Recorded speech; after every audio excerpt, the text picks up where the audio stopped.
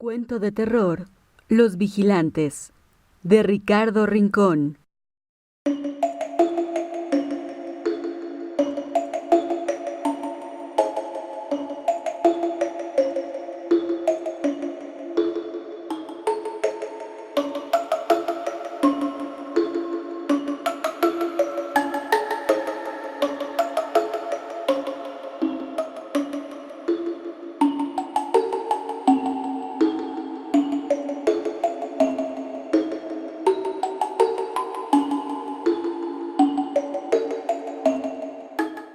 Por fin me he decidido.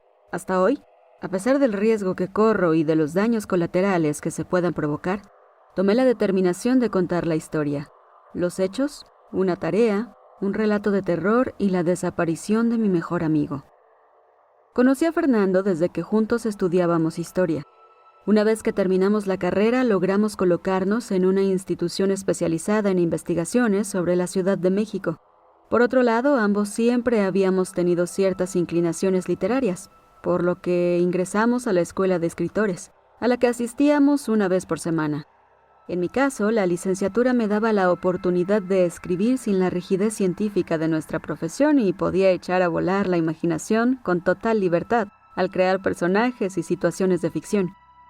Mi amigo, por su parte, al tiempo que utilizaba la creatividad y el ingenio, tenía la tendencia a incorporar a sus piezas literarias algunos modelos teóricos, provenientes sobre todo de la estadística y utilizados con frecuencia en la investigación histórica.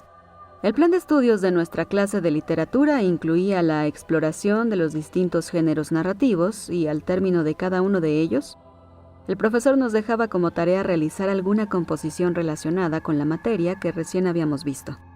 Tal fue el caso de cuando finalizamos el módulo relativo al cuento. El maestro nos había solicitado la presentación de un relato breve de terror, tomando como base algún hecho sobrenatural o leyenda urbana de nuestra delegación de residencia. Como habitante de la delegación Cuauhtémoc y sin pensarlo dos veces, me decidí a escribir un cuento sobre el centro histórico de la Ciudad de México.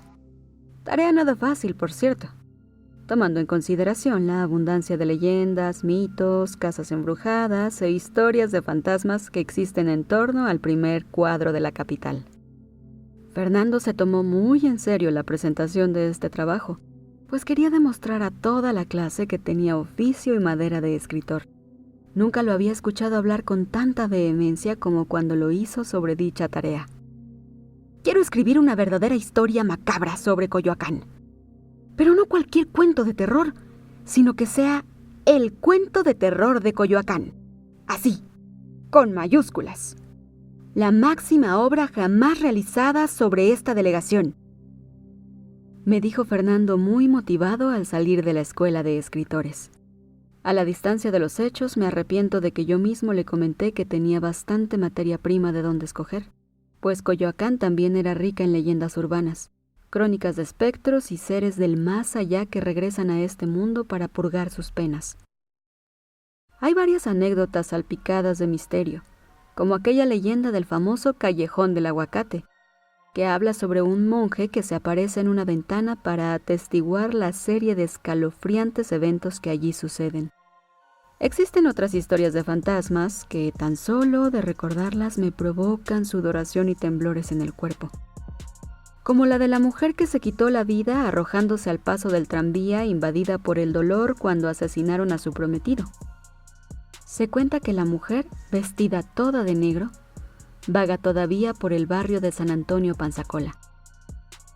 Otra inquietante leyenda urbana versa sobre la existencia de túneles secretos construidos en la época colonial que conectaban las distintas casas de los conquistadores como la de Hernán Cortés, Pedro de Alvarado, Diego de Ordaz y por supuesto de la Malinche.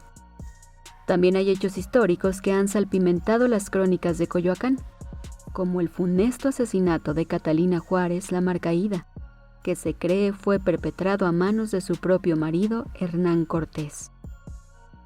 Al día siguiente, Fernando llegó exultante al trabajo. Entró a mi cubículo y a voz en cuello me dijo: «Encontré la fórmula perfecta para elaborar mi relato. Ayer por la noche entré a internet y leí de cabo a rabo todas las historias de fantasmas, leyendas urbanas, crónicas y mitos de Coyoacán. Llegué a la conclusión de que es posible extraerles el componente siniestro, la esencia, vamos, el tuétano de cada una de ellas. Mezclarlos entre sí y escribir la gran historia macabra de Coyoacán, que está ahí en algún lugar esperando que alguien la descubra y la dé a conocer. Diseñé una matriz donde se pueden organizar, categorizar y jerarquizar todos estos elementos por cronología, tipos de personajes, clases de eventos fantasmales, sucesos históricos y otras variables. Una vez que la matriz sea completada, los cruces de información que resulten me irán dando las pautas para conformar la estructura del relato. Yo escuchaba con atención y de la manera más respetuosa que podía la metodología de mi amigo.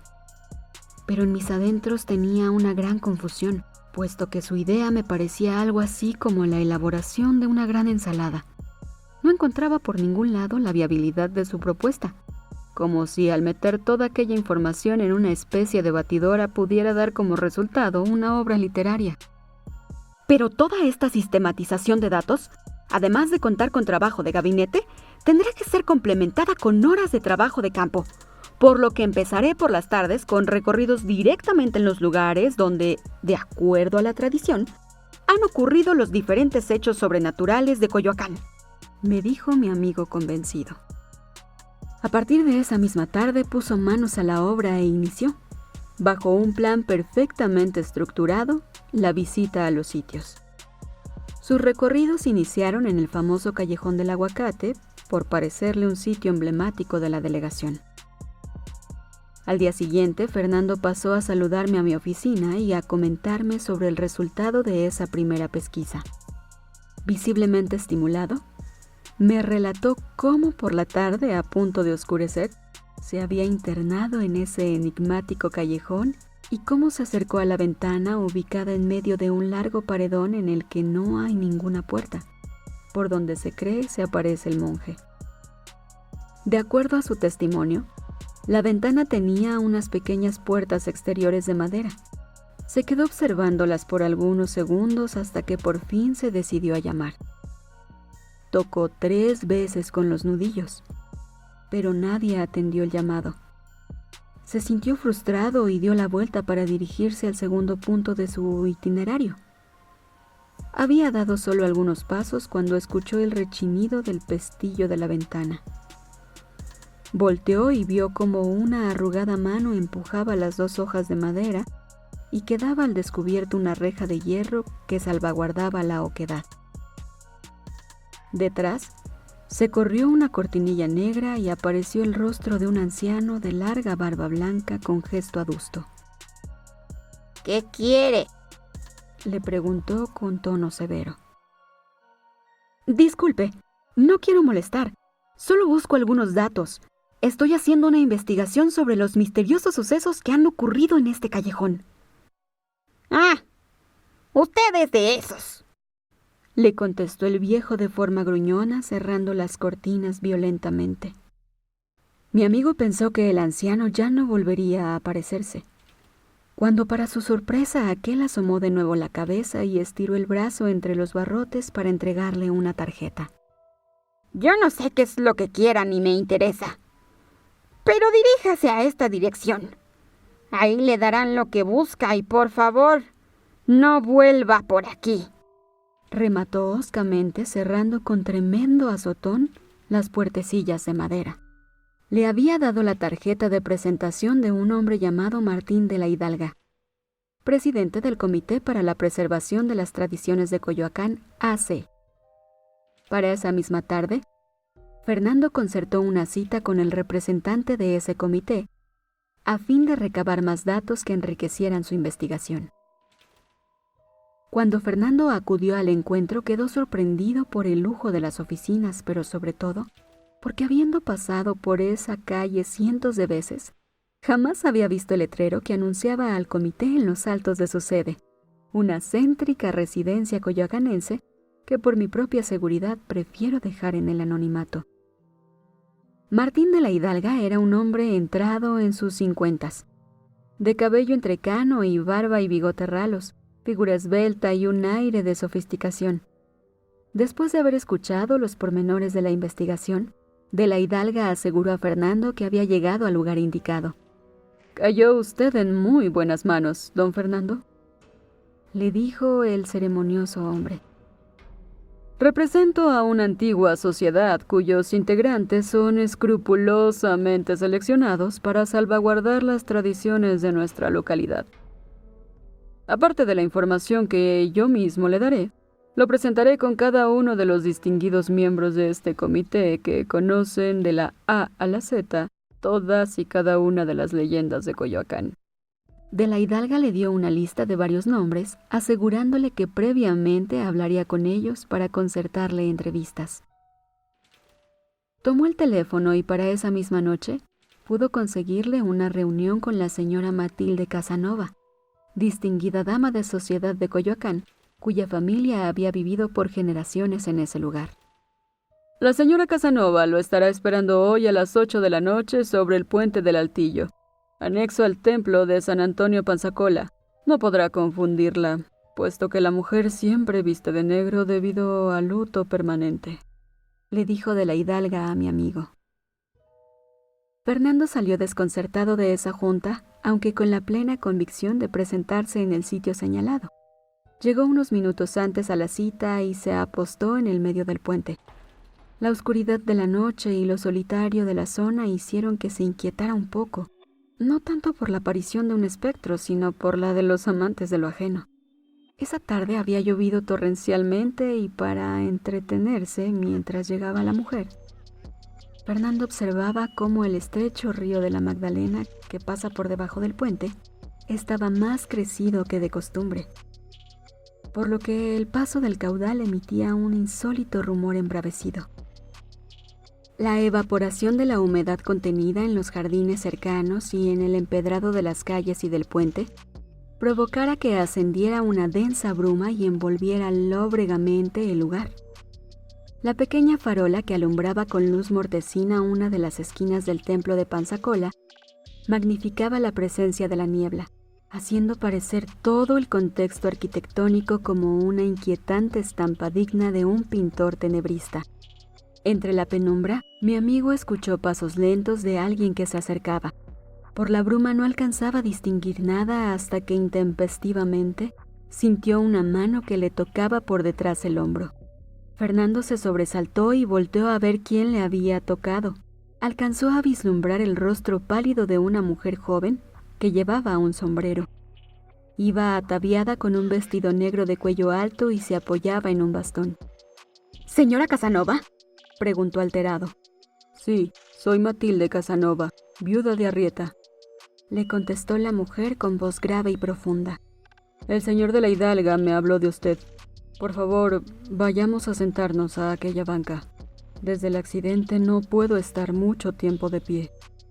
Una vez sentados, la señora Casanova explicó a mi amigo que ella no tenía ningún inconveniente en contarle algunas de las crónicas de misterios que existen en Coyoacán, pero le interesaba saber cuáles eran las intenciones de escribir un cuento de terror tan ambicioso.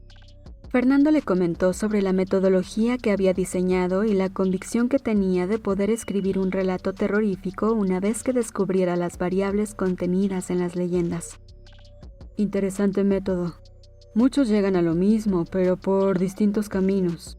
El suyo es curioso, pero original», le dijo la mujer observándolo fijamente. «En fin, para empezar, le contaré aquella historia que a través del tiempo ha permanecido en la línea divisoria entre lo real y la leyenda. Me refiero a la trágica muerte de Catalina Juárez, la Marcaída, esposa de Hernán Cortés. Lo que le puedo decir es que efectivamente el conquistador fue el asesino de su propia mujer. Le relataré los hechos. Como es de todos conocido, una vez que Cortés sojuzgó a la gran ciudad de México, Tenochtitlan, vino con todos sus capitanes a Coyoacán para establecer aquí su gobierno. Un año más tarde, en 1522, Catalina llegó a estas tierras desde Cuba, lugar donde había contraído nupcias con don Hernán. Ellos establecieron su hogar muy cerca de lo que hoy es la Plaza de la Conchita. Por las noches era frecuente que él saliera del lecho y se ausentara de la recámara. Marcaída lo buscaba por toda la casa e incluso salía a las caballerizas, pero no lo encontraba. Poco a poco fue creciendo en ella la convicción de que su marido la engañaba con otra mujer. Hasta que por fin descubrió el tórrido romance que mantenía con la Malinche, quien vivía en unos aposentos cercanos a su casa.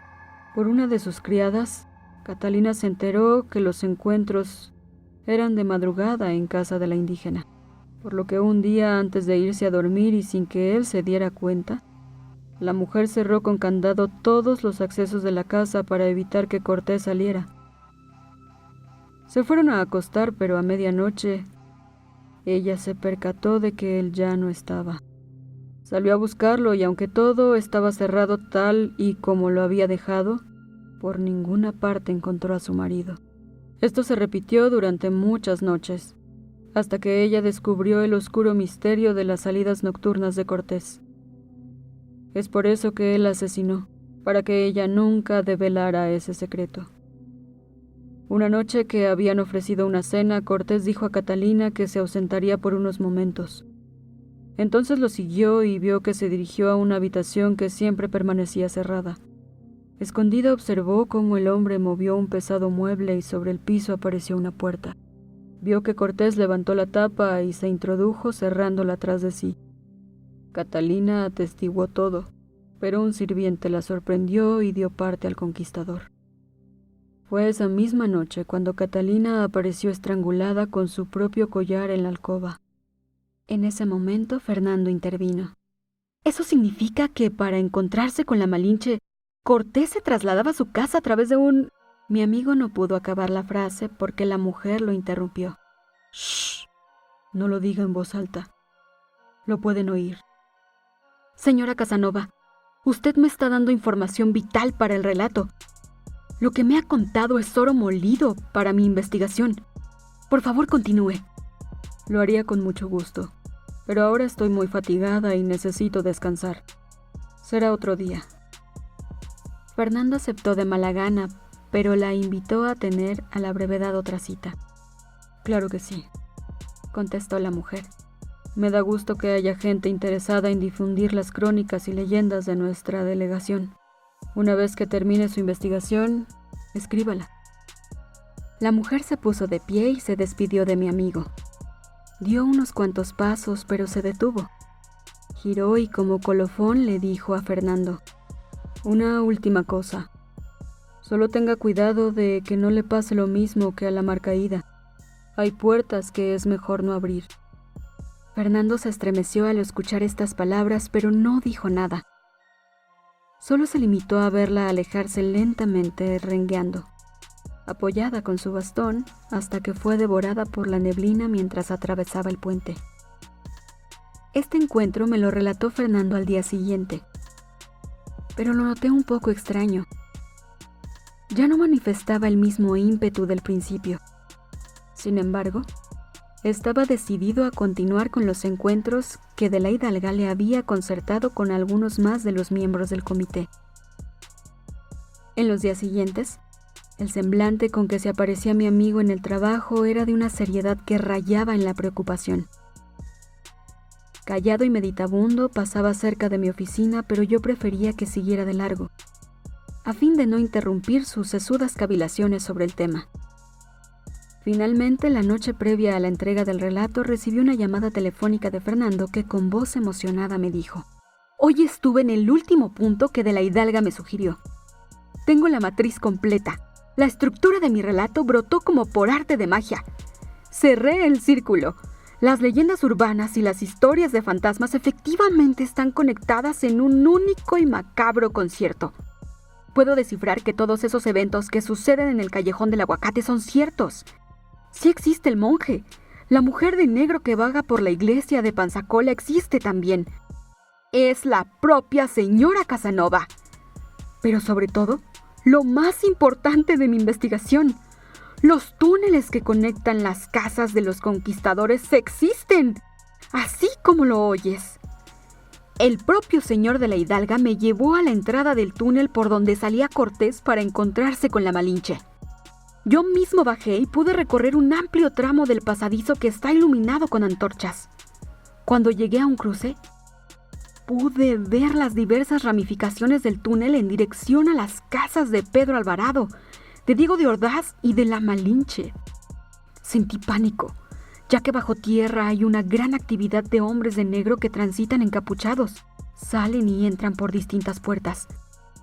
También pude ver vagando por los túneles de forma espectral al anciano del Callejón del Aguacate, a la misteriosa señora Casanova y a otros personajes que conocí a través de la Hidalga, que pasaron junto a mí sin siquiera voltear a verme.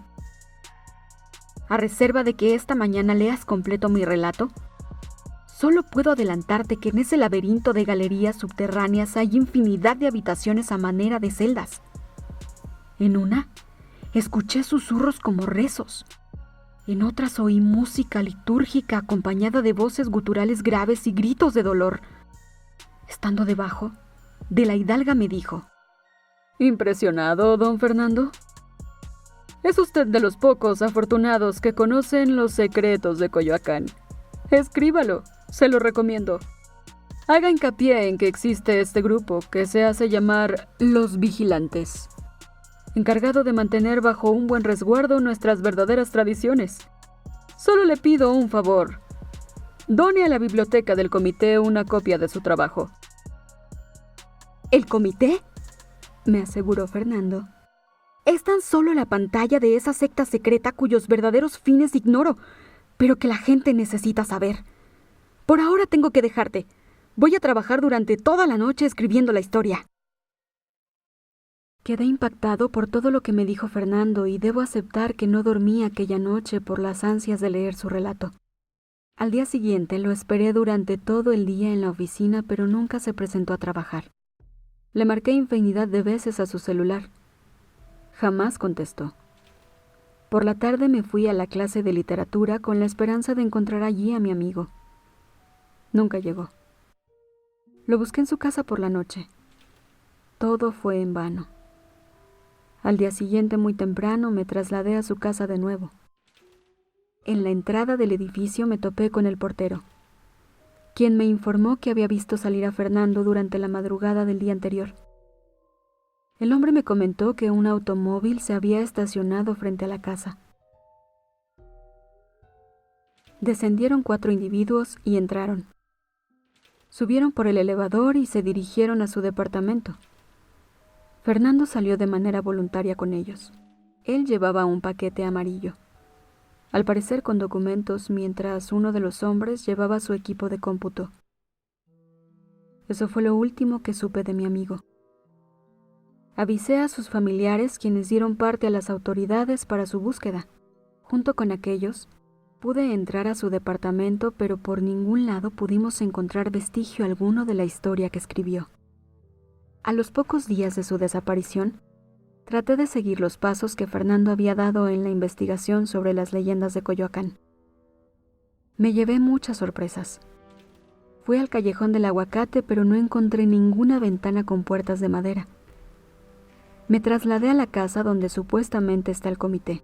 Resulta que es una residencia particular cuyos moradores desconocen la existencia de una agrupación de ese tipo. Busqué en directorios y con algunos contactos que tengo en Coyoacán la casa de la señora Matilde Casanova. Nadie la conoce. Cerca de la Plaza de la Conchita, fui al lugar por donde Fernando me dijo haber ingresado al túnel que conectaba la casa de Cortés con las de sus capitanes y la de la Malinche. No encontré nada. Justo cuando estaba en ese lugar, pasaba por allí un grupo teatral que representa ante grupos de visitantes las distintas crónicas de Coyoacán. Ataviados con trajes de época, los actores van recorriendo calles, plazas y templos contando al público las leyendas. Al terminar el acto que significan en la Plaza de la Conchita, vi que el actor que representaba a Hernán Cortés era un cincuentón de cabello entrecano y barba y bigote ralos que me recordó, según la descripción de Fernando, al presidente del comité. Me acerqué y le pregunté: «Disculpe, ¿es usted Martín de la Hidalga?». El hombre me observó con mirada dura y después de una breve pausa solo contestó: «No, señor, ¿Por qué? Por nada en particular. Creo que lo confundí. Le contesté encogiéndome de hombros. A decir verdad, quería saber si alguno de ustedes sabe de la existencia de túneles construidos durante la época colonial y que, según alguna información, se encuentran en este perímetro. El hombre soltó una sonora carcajada y sarcásticamente me dijo: No me diga que usted cree en esas cosas. Son cuentos que inventa la imaginación popular. Todavía riéndose, me dio unas palmadas en el hombro y se retiró para continuar su puesta en escena. Sin embargo, intempestivamente dio la vuelta sobre los talones y regresó para decirme con tono confidencial: ¿Acepta un consejo? Sí. Hay puertas que es mejor no abrir. Y se mezcló con el grupo de actores que se retiraba con el público, entre los acordes de una estudiantina. Doblaron la esquina hasta que los perdí de vista. Empezaba a oscurecer y decidí irme a casa. Comencé a caminar sobre la calle Fernández Leal hacia mi auto. Súbitamente, por el registro de una alcantarilla, empecé a oír ruidos como si alguien golpeara por dentro con un objeto metálico la tapa de la coladera. No le di importancia y proseguí mi camino, pero los golpes en la lámina aumentaron con intensidad. Regresé para seguir escuchando los estruendosos impactos que parecían querer llamar mi atención. Daba la impresión que alguien luchara por salir, como si alguien pidiera auxilio de manera desesperada.